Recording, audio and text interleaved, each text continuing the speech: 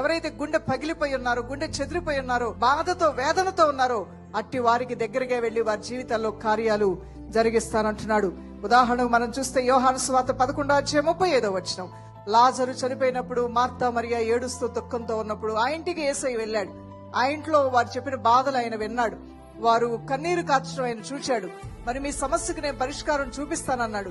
సమాధి చేయబడినటువంటి లాజరు యొక్క శవాన్ని, లాజరు బయటికి రా అనగానే జీవము లేనటువంటి శవంలోనికి జీవం వచ్చింది.